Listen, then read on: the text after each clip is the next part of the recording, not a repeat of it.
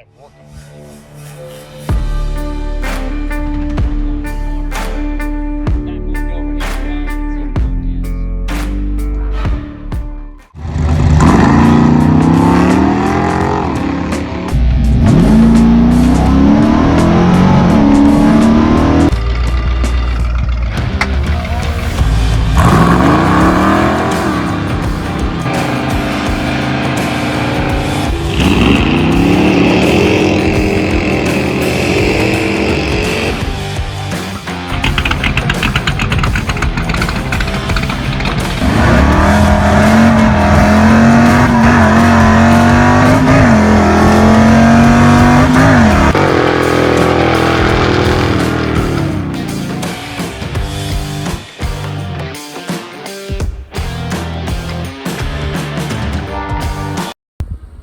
Well guys, figured to do a little intro for this video as well, since this video is also shot in conjunction with my Blue Eagle video on the white one here. So figured I covered a little bit of how to fix four-wheel drive on this white 1984 AMC Eagle right here.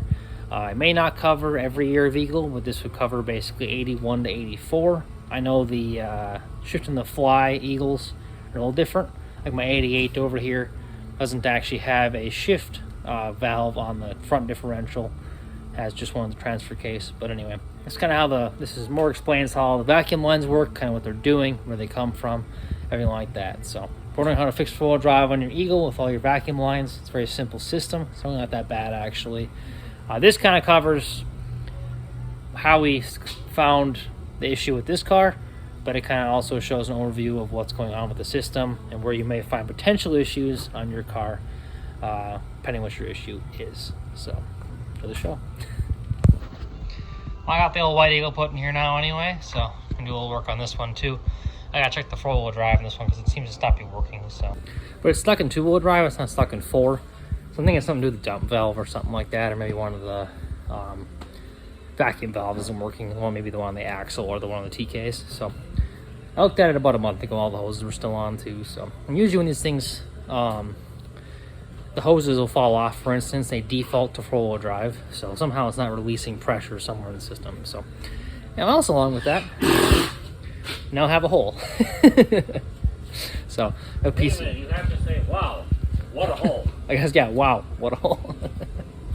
But anyway, I got the section of the garage right here. It used to have the small hole in the outlets and stuff, so we'll get this all framed up as well. Now that we have the whole back room insulated. As you can tell here, I got some of that going on. We get insulation in the back wall. Mom's over there supervising. I guess Rambo is too. But we got our window up over there. Kind of everything all here insulated, so we're ready to keep on with the rest of the stuff. Well, we're back in the shop here again on Thursday. Doing a little more work on Eagles. So we got the white Eagle in here anyway. But just as kind of it's been my spare car that we've had. It's the second car, my white one I drive every day. That my mom also has been driving lately, so we're just kind of pulling this up in here, do a little maintenance on it, which it hasn't been maintained a little bit, so we gotta do some stuff on it. Like needs new tailpipe and general some other bushings we gotta put on it and stuff. And right now, four-wheel drive has not been working since the spring, so we didn't really need it after. It didn't snow that much last year for us, so we didn't really need it much anyway. We have snow tires on these cars; they go through a lot without four-wheel drive, truthfully. But it's always nice to have it when you need it. That's kind of the whole point of driving an Eagle, truthfully, in the winter. So, anyway, spend a few minutes playing around with it. Find out that our valve here on the transfer case, which is a vacuum valve, that's how Eagles are set up. They have the Eagle vacuum system. The four-wheel drive systems in Eagles actually default to four-wheel drive. So if you have any of the vacuum lines fall off, and dump valve is open correctly, it will actually default four-wheel drive. So being four-wheel drive, unless it has vacuum physically sucking on the diaphragm to make the transfer case shift into two-wheel drive, which it does every time you fire the engine up, creates manifold vacuum, sucks that valve open, puts it in two-wheel drive for you. Unless you switch it, and obviously it's in four. So right now this car is not going into four, so it's got the vacuum pulling on the diaphragm, pulling it two-wheel drive. But it's not actually dumping the vacuum when we flip the switch on the dash. So that's what we're trying to figure out now, where some of the lines go to solve that issue. Which this car, we had a lot of wiring issues and other stuff when we first got it, so we put a whole different harness in this car and everything else. And we did the vacuum lines ourselves, which is handy, so we know where everything's at. So anyway, pulled out one of our other line kits we had laying around and stuff, just kind of get a visual of the system. We have books for it too, but we figured this is easier to see what's going on. So more or less, it's a push-pull system. So I haven't actually played with these too much. Most of the cars I've actually had work on there, so I really haven't had to. But anyway, more or less your main vacuum feed is right here. It'll be your black vacuum feed, which in this car we ran directly right off the intake actually, which works just fine. So right at the back of the intake over here, off this port right here, right off the back of the intake runner for number 6 cylinder basically. So, which is your black one, which goes into your distribution block right here. This is 80, basically 81 to 4 for sure. They might change in 5, but anyway, this would be the one with the actual pin in the dash, but I think it's all pretty much the same vacuum setup anyway. But anyway, there's dash valve stuff right there, which the switching goes on. Then more or less, it's switching the vacuum from one valve on the transfer case to one on the axle back and forth, more or less, equalizing the pressure. So one's pulling and releasing pressure, one's activating pressure to make the system go 2 to 4 wheel drive. So right now, we figured out that basically it should technically be able to be pulling air out of the red hose, which is in the front of the diaphragm up here on the transfer case vacuum valve, which is that red hose up there. And even if we pull these off, we aren't able to move this at all. Basically it's just stuck in one spot. So it's holding vacuum, and it should be pulling vacuum on the front valve. So we're actually going to pull that little blocker plate off quick, check that out, make sure it works and moves to see if that's the issue. And then if that's not the issue, then we'll actually go and look at some of the one-way valves in the vacuum system, which may be one of those has an issue, is actually stuck or junk or whatever. So we'll get to it. Well, we got the plate off with a little bit of pulling and playing around with things anyway. So we'll got the old torque screws out that are original yet, which are always fun. So these will be leaving the chat because I hate these things with a passion. So anyway, they're kind of having a hunch that the front valve is locked up, so I got this other one put on there right now. The one we had in the bench, all plugged into our 2 different lines. We'll see if that works. I'm going to have Dad hop up in the car and shift it from forward to basically 2-wheel drive to 4-wheel drive, and then let it run. See if everything's shifting properly between the transfer case and the front end here. So.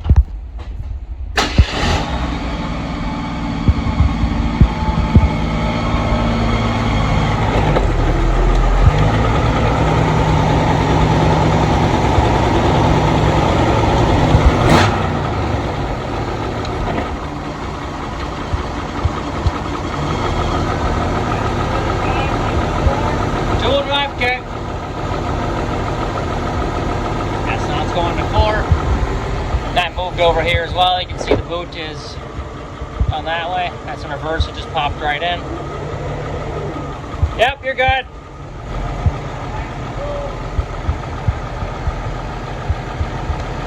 Back to 2-wheel drive. As you can see, that retracted in too, so somehow this valve isn't doing its job. Well, now that we know what we know, we're going to pull apart the front differential here.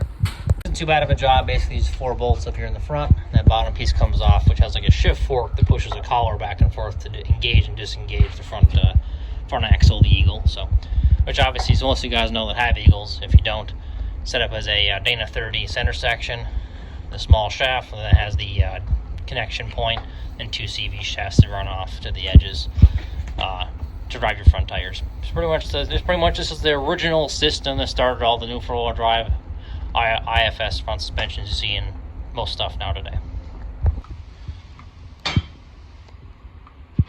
Alright, it's not too full of fluid, but it has just a little bit in there, so.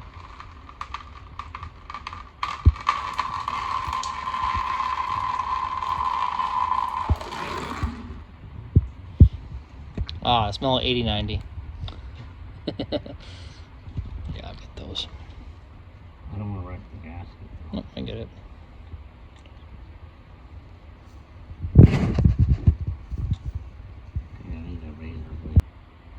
Yes, it's still on the axle on the backside. On the axle? Or yeah. On the spacer? One of the two. Oh, I'm trying to make it stay on the axle so I can don't Oh, wreck it. okay. Either way, it's going to have to come off. It's on the axle on this side. So anyway, this is how it looks. Basically a fork that moves a vacuum actuator on it, but it seems to be pretty stuck so far. So has white corrosion inside that nozzle right there, so It's probably got salt water in it in the spring, and that's where it's at. I'm gonna guess by the corrosion in there, it probably is Stuck. rusting in the inside. And you can see over here, more or less, is a collar. It goes from one side to the other, takes this collar and slides over these two gears connecting them, which that connects the left to the right axle to make you have basically four-wheel drive in the front end. This is basically like used to as like hubs would be on like an old pickup truck.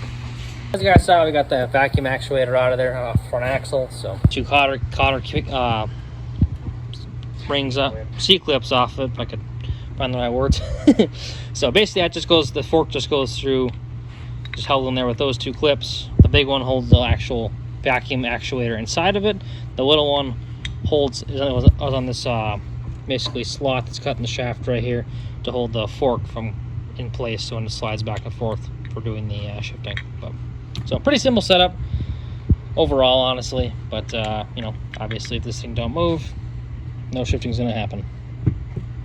Well, as you can see, I got the other valve installed. I went out to our parts supply for Eagles from another axle assembly I had from an Eagle I used to drive, and took that one off as a unit itself. So I went ahead and put this whole piece in, which holds that shift motor that fits in there.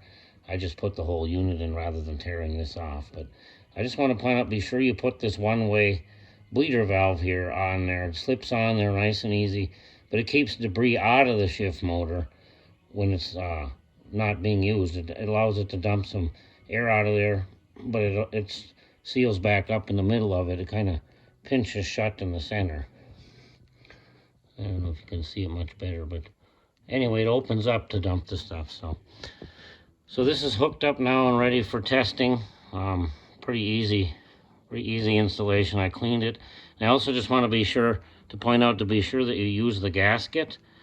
Make sure you keep a gasket, even if it's the used one, for the thickness, because you want to keep this bottom plate the same distance from the axle housing. Otherwise the shift fork wants to bind and not move the thing side to side, back and forth.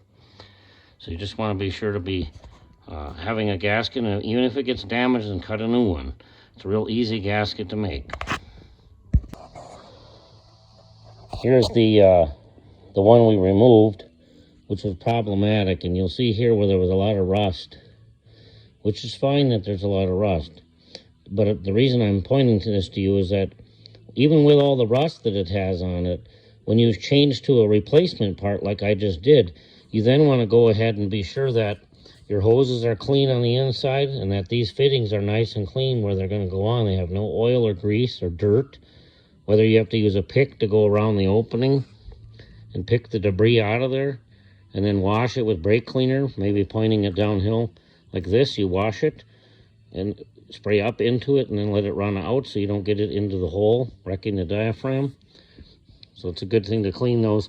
And then also I want to mention on the end of these hoses, when you have that rusty thing like that, you want to be sure you're cleaning in the ends of these. Otherwise that rust will still be inside of here, and the little sealing rings won't suck on the sides of that nipple that's on the shift motor. So therefore it won't allow it to create the vacuum seal that it needs. So you just want to be sure you're looking down inside here. Take your screwdriver, clean around in there, and blow it out of there. I always blow it with the downhill, you know, tip it uphill like this, and then blow into it nice and with brake cleaner or carburetor cleaner, whatever you have. You can use just pick it out of there and use air, but the problem is you're blowing the air back up into the line, which will be the dust and debris, so you don't want that either. So just some simple tips. And if the ends are too corroded, too rusty in there, or they have entirely too much oil from the oil leakage, they're soggy, what we've been doing for many years is this has already been repaired on the other car that I took that shift motor from the axle. I cut off the hoses, washed and cleaned this red line here, put nice clean brand new hose, and I've got over 1.5 inches. I pushed it onto the red line so it has a good seal. That's better to do that than it is to try to have the other ones be soggy. You don't want these to be all rubber and gooey like. You want them to be nice and stiff, and so they'll actually stay on there and function properly. So just a few tips to keep the four-wheel drive system functioning easily in your Eagle. As you guys saw, my dad got the actuator pulled out of the axle anyway, or that one of our spare axles during the day today when I was at work, since he works 410s. But anyway, so this was the axle we had out of the Tan Eagle my dad used to use for work. As you can see, car was a little rusty, but kept it in a good storage unit, so actually all the stuff's good in here yet. But anyway, so we'll pop the axle out there as you guys saw. Now we're putting the other actuator up in the hole here. Getting that all, I guess that's already all done. I'm behind the 8 ball apparently. But anyway, actuator's all up in there. Got some fresh bolts in the bottom of the shroud there too, so don't have to worry about those pesky stripped out Torx, which I always seem to do that for some stupid reason. But so anyway, hope you guys learned something, kind of how the roll-off systems work on these Eagles and how they're set up. I honestly, like I said, this doesn't cover maybe all the Eagles. Like obviously 1980 has a full-time case, it's a whole different system. There's no vacuum lines, there's just, it's on. But, and then obviously the later ones are a little different system as well. But it's also a very good example of how majority of the systems work in a simplified fashion, since this car is pretty much the simplest they can be under the hood without all of the computerized systems on it. Because we changed the harness in this car to a 1980 harness. So there's no computer, no extra stuff. It's a bare bones Eagle. So, but anyway, you guys enjoy the tech tips videos kind of like this one, so I know in the comments. I plan on doing more of these. If you also have more questions about your Eagles, kind of how to fix things, I do a lot of work on them. I drive them daily, so just let me know in the comments and I'll see what I can do. Well, thank you guys for watching the channel. If you enjoyed what you saw, hit that like button, smash the subscribe button there too, and we'll catch you all later.